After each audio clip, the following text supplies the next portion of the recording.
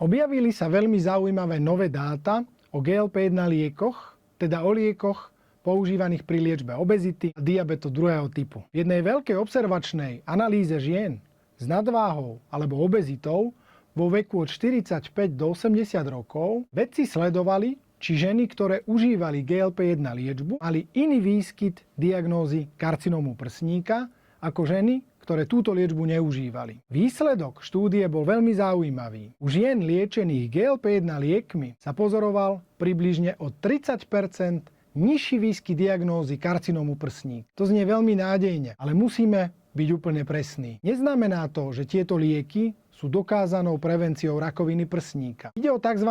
Observačné dáta, teda o súvislosť a nie definitívny dôkaz príčiny a následku. Prečo je to však biologicky logické? Obezita nie je len estetický problém, je to metabolicky aktívny stav. Tukové tkanivo, najmä po menopauze, významne súvisí s hladinami estrogénov v tele ženy. Vyššia hladina estrogénov môže pri niektorých typoch karcinómu prsníka zohrávať veľmi dôležitú úlohu. Obezita je zároveň spojená s chronickým nízkostupňovým zápalom a často aj s inzulínovou rezistenciou a vyššími hladinami inzulínu. A vieme, že práve tieto mechanizmy môžu vytvárať prostredie, ktoré je pre vznik niektorých nádorov veľmi priaznivé. GLP-1 liečba môže viesť k redukcii hmotnosti, ale aj k zlepšeniu inzulínovej senzitivity a zníženiu zápalového metabolického prostredia. Preto dáva zmysel skúmať, či by takáto liečba mohla mať aj širší dopad na riziko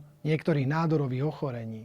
To najdôležitejšie posolstvo znie: liečba obezity nie je len o čísle na váhe. Je to liečba ochorenia, ktoré ovplyvňuje cukrovku, spánkové apnoe, ale aj samotné kardiovaskulárne riziko, či pohybový aparát a veľmi pravdepodobne aj časť onkologického rizika. Zatiaľ to však nemení indikácie liečby. GLP-1 lieky sa nemajú používať ako prevencia karcinómu prsníka. No tieto dáta, s ktorými prišli aktuálne vedci, sú ďalším dôvodom, prečo obezitu nemôžeme bagatelizovať a prečo má zmysel liečiť ju odborne, dlhodobo a komplexne. Nie iba radou, menej jedzte a viac sa hýbte. Prevencia rakoviny prsníka zostáva naďalej postavená na screeningu, mamografii či gynekologickej a onkologickej starostlivosti, ale aj individuálnom hodnotení rizika každej ženy. Moderná liečba obezity môže byť dôležitou súčasťou celkového zdravia, ale nemá nahrádzať onkologickú prevenciu.